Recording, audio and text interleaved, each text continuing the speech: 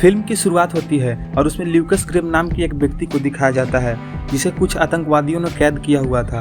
उससे यह कहलवाया जाता है कि एक व्यक्ति जिसका नाम सैलमन एल्केन है उसको पेरिस के जेल से आजाद करवा दिया जाए, नहीं तो 45 मिनट के अंदर ल्यूकस और उनके सारे साथियों को एक एक करके मार दिया जाएगा। फिर वो लोग ल्यूकस और उसके साथियों को एक जगह पर लाते हैं जहाँ पर कैमरा चालू करके ल्यूकस पर एक व्यक्ति गन तान देता है, जिसके बाद कैमरा में कुछ ब्लास्ट होता है और वो वहाँ से आतंकवादियों से बचते हुए भागने की कोशिश करते हैं। जहाँ पर वो एक गाड़ी के पास पहुँचते हैं और वहाँ पर तैनात गार्ड को वो मारते हुए गाड़ी के अंदर बैठते हैं, लेकिन वो किसी का इंतजार कर रहे थे और उसका नाम किम्बरल था।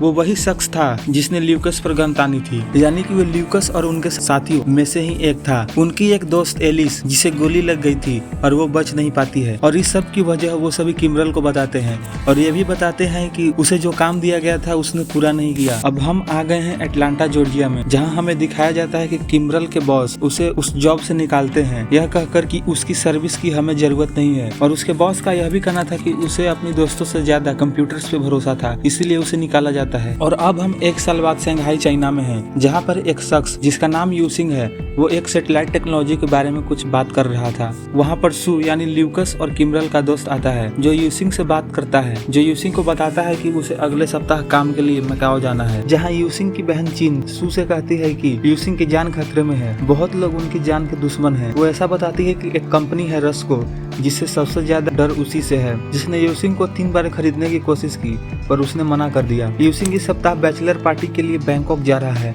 वो भी अपने बॉडीगार्ड के बिना। इसके बाद चीन सू को पैसे देने का प्रस्ताव रखती है, लेकिन सू उसे सांत्वना देते हुए कहता है कि हम एक परिवार हैं और इसकी कोई जरूरत नहीं है। कहानी अब बैंकॉक में थाईलैंड की ओर अपना रुख मोड़ता है, जहाँ पर यूसिंग एक पार्टी में कुछ ज्यादा ही पी लेता है। सू भी उसके साथ था। फिर सू यूसिंग को वहां से उठाकर ले जाने लगता है, जहां पर मास्क पहने हुए कुछ लोग उसका इंतजार कर रहे थे। वो सू पर हमला कर देते हैं। सू और उसके बीच काफी लड़ाई होती है। सू उन सारे मास्कमैन पर भारी पड़ने लगता है, तभी उनमें से एक सू पर गोली चला देता है, जिसके बाद सू गैलीलियो नाम के एक व्यक्ति के कैद में था जिसने हेडिज नाम की एक जगह पर उसे कैद किया था। उसे वहां पर एक बंदी अकाला से लड़ने अंततः सू ने एक लात उसके चेहरे पर मारी और खेल खत्म। उसके बाद उसे 2 घंटे का संरक्षण समय दिया जाता है जिससे कि वो आराम कर सके। वहां पर उसे एक कक्ष दिया जाता है आराम करने के लिए। उधर ल्यूकस को यह खबर मिलती है कि दोनों कोई खबर नहीं है, जिस पर छानबीन शुरू हो जाती है। उस कैद में सू को किम्बरल दिखाई देता है जिसे बॉस ने जॉब से निकाला था। छानबीन शुरू करने के बाद ल्यूकस और उसके टीम को पता चलता है कि वह एक जगह पर कैद है जहां से कोई अभी तक बाहर नहीं आ पाया है। उसे रस्को का एक कांटेक्ट मिलता है। इसके बाद उसके बॉस एक व्यक्ति से मिलने जाते हैं जिसका नाम डोरेसा था। वह एक क्लब में उस व्यक्ति से मिलते हैं जहां पर 2 गैंगस्टर आते हैं। उनमें से एक का नाम लियोन था, जिससे रे बात करने जाता है कि हमारा एक आदमी गायब है और उसे लगता है कि वो हेडिस में है। बातचीत चल ही रही थी परंतु वहां पर हमला हो जाता है। रे और डोरेसा सबको मार देते हैं परंतु लियोन बच नहीं पाता, उसे उन लोगों ने गोली मार दी थी। इसके बाद रे डोरेसा से बोलता है मुझे एक प्राइवेट बैंक की जानकारी चाहिए। अब जेल में सू अकाला से मदद मांगता है ताकि वो डॉक्टर से जाकर कुछ मदद मांग सके यहाँ से निकलने के लिए, लेकिन वहाँ पर सारे डॉक्टर्स रोबोट्स होते हैं। उधर ल्यूकस को रस्को का एक आदमी मिल जाता है जिसका वो पीछा करते करते एक गैरेज तक पहुँचता है और चालाकी से वहीं पर ल्यूकस को कैद कर लिया जाता है। उस कैद में सू उस जगह की नक्शा बनाने में लग जाता है।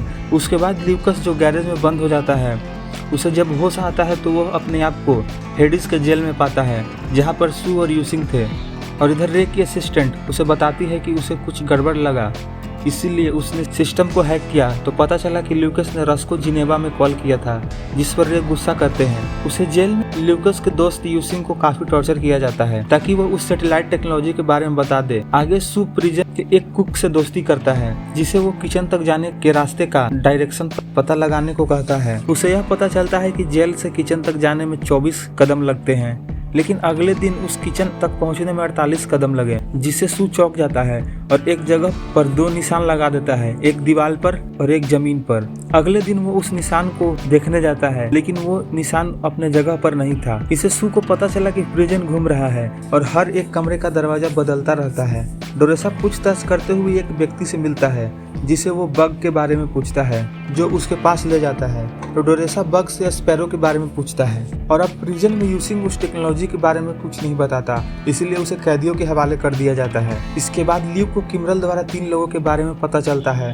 जो कि कंप्यूटर के कीड़े थे, यानी कंप्यूटर के जानकार, जो खुद को लीजेंड बताते हैं। और इन तीनों में से कोई एक इनका लीडर है जिसका नाम काउंट जीरो है। लेकिन उनको ये नहीं पता कि इन तीनों में से काउंट जीरो कौन है, जिसके पास प्रिजन का नक्शा है, यानी कि हेडिस का नक्शा। उसके बाद सू उनसे बात करने जाता है और काउंट जीरो नक्शा बनाने को राजी हो जाता है। लेकिन काउंट जीरो को पकड़ लिया जाता है और किम्बरल ही उस प्रिजन का मालिक था। किम्बरल फिर रे को अपने गार्ड्स भेजकर बंदी बना लेता है, जहां पर रे को कैदियों के हवाले कर दिया जाता है। आगे डोरेसा को हस का एक मैसेज मिलता है कि वो लोग रे को भी ले गए हैं, तुम्हें ही उनकी मदद करनी होगी। फिर रे प्रिजन में एक मशीन अपने अंदर छुपा कर लाता है, जिसे उसकी लोकेशन हस को मिलती है, जिसकी मदद से वो हेडिस का नक्शा समझने की कोशिश करते हैं। उसके बाद हस कुछ सेकंड के लिए कैमरे को बंद कर देता है, जिसकी वजह से रे और सू कुछ प्लान कर लेते हैं, जिसकी वजह से हेडिस का एग्जैक्ट लोकेशन पता लगाया जा सकता था। जिसके बाद वो हेडिस का एग्जैक्ट लोकेशन पता कर पाए और मैप बना सके। वो लोग सारे कैदियों को इस प्लान के बारे में बताते हैं और उनको मदद करने को कहते हैं। ल्यूक कैदियों की मदद से एक मशीन मांगता है। सू उस मशीन की मदद से लोकेशन को पूरा करवाने में कामयाब रहता है। इसके बाद हस गैलीलियो के सर्वर और सिस्टम को बंद कर देता है। इसके बाद वो लोग मिलकर प्रिजन का मुख्य द्वार खोल देते हैं और गार्ड से लड़ते हुए बढ़ते हैं। उधर हस डोरेसा को हेडिस का लोकेशन भेजता है। इसके बाद किम्बरल गैलीलियो के सर्वर को रिबूट कर देता है, जिसके बाद एग्जिट गेट बंद हो जाता है।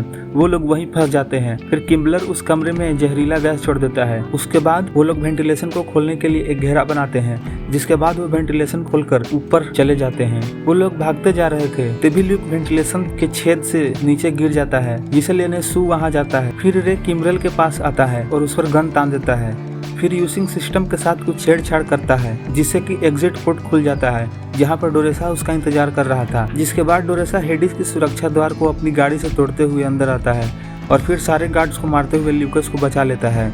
आगे फिर किम्बलर और रे के बीच युद्ध होता है, तो रे किम्बलर की गर्दन तोड़ देता है। उधर डोरेसा सारे मशीन को तबाह कर देता है। फिर कहीं एक चर्च में अंडरग्राउंड बने वेंटिलेशन से सू और यूसिंग बाहर आते हैं। उन्हें पिकअप करने के लिए उनकी असिस्टेंट एक वैन लेकर आती है। उसके बाद वो लोग वहां से सुरक्षित बाहर निकल जाते हैं और फिल्म यहीं पर खत्म होती है।